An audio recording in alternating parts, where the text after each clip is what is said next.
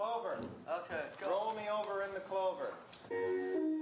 No-leaf clover. That's been sitting around on tape for 2 years or more. It has a certain melancholy and dementia at the same time because of the way the tone that James chooses and the way the dynamic each time it comes around. But really psycho, kind of a little bit not right, at the same time being kind of get you a little bit, you know, touching.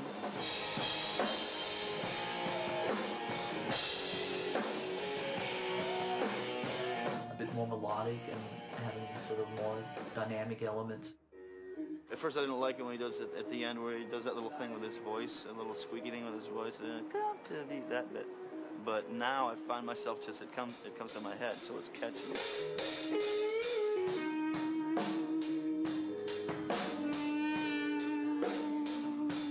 It wasn't written for the orchestra, but I think it's the best one that will lend itself to, you know, have them add at least a new dimension to it.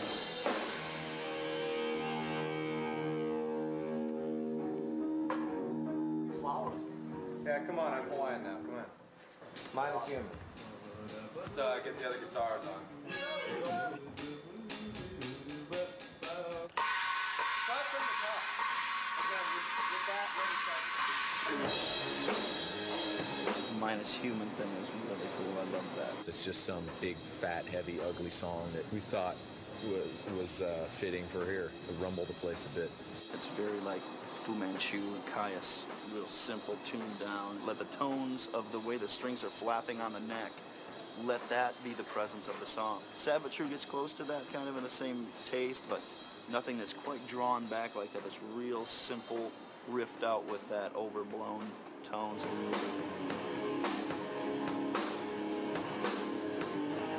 A little wobbly here and there, you know, a lot of the parts aren't particularly finalized. Does it turn around? Yeah. Okay, one other thing to try though. Try the cymbals, like bish, bish, bish, dun, dun, dun, dun, dun. It's a different feel. I mean, I could do it once in a while or something. I think what we all feel is that it's like a flat piece of cardboard. There's nothing happening. There's not a lot of vocals. The riffs are not, you know, very frantic. There's just nothing dynamically happening. I like the way the drums sit back and don't accentuate every guitar hit. That's what I think makes the riff stand out. It's just unlike anything we've ever done. This is maybe if we do the riff twice, do it at the top of the second time. We really didn't know these songs very well, and so there was an experimental or sort of almost sort of fumbling your way blindfolded through these songs, which is not a bad thing. Which, you know, can really bring out great energy.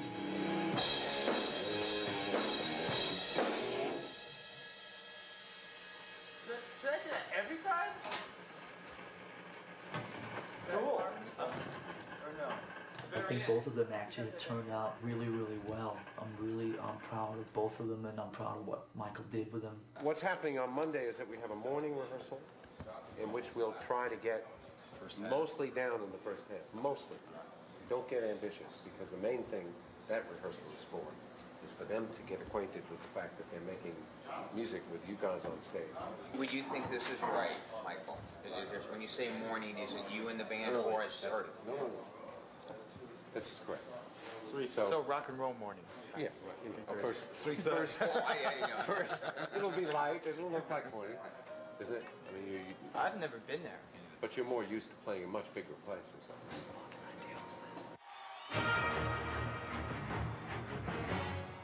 We're in Berkeley Community Theatre. Metallica with 104 backup musicians.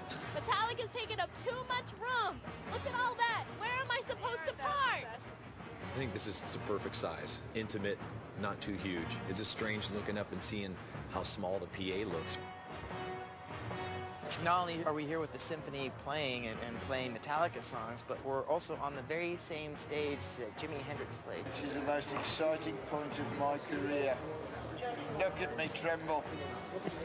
That was the first day of full-on rehearsals with them. Definitely exciting, unknown, a little intimidating. Just in sheer numbers, you know, there's like 100 plus of them and 4 of us, you know what I mean?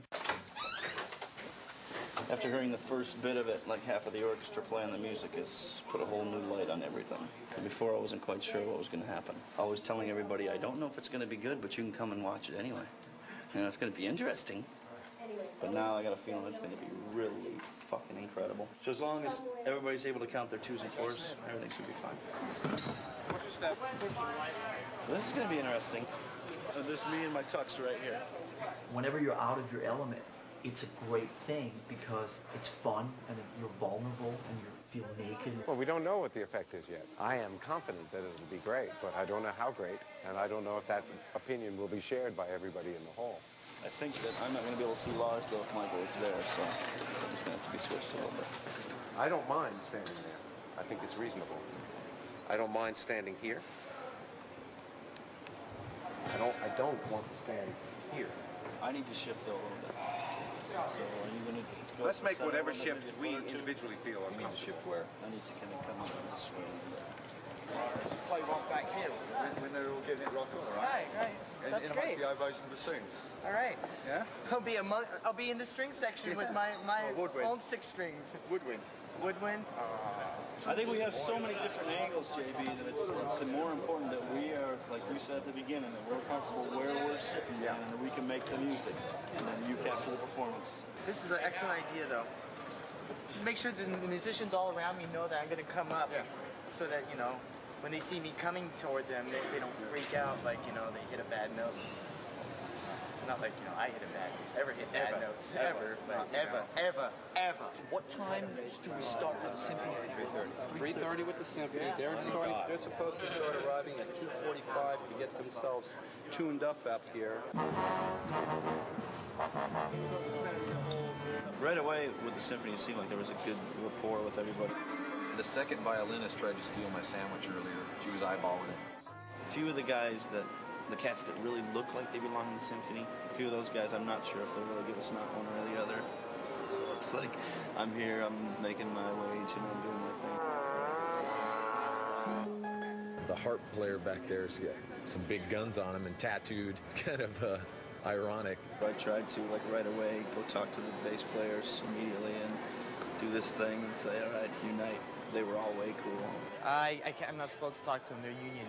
As we got further and further into that, started having polite conversation and, you know, just, it definitely very, very quickly became very comfortable. What's your name?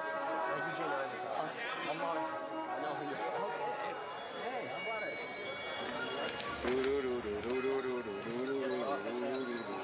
It'll never work, man. Never. Remember, this is a big secret project I was telling you about. Okay. What I thought I'd do, Lars, is start the rehearsal with Cthulhu, having them play it to you. Okay. Maybe you play a little bit so they get the beginning of a feel for what it's like to play with drums, and then we launch it. Only musical issue is just in our starts and stops where there's a lot of things where we're just used to sort of feeling it. We're halfway through a song and now we're just going to start the next part whenever we damn feel like it. Right. What I'd like to start with is the brand new version in the right key of the Call of Cthulhu. And I'd like to play it for the members of Metallica.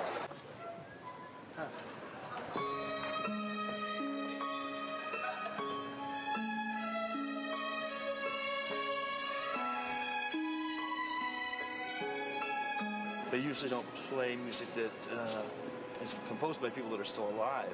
This time they're playing music that is composed by people that are very alive and right there in their face at the same time.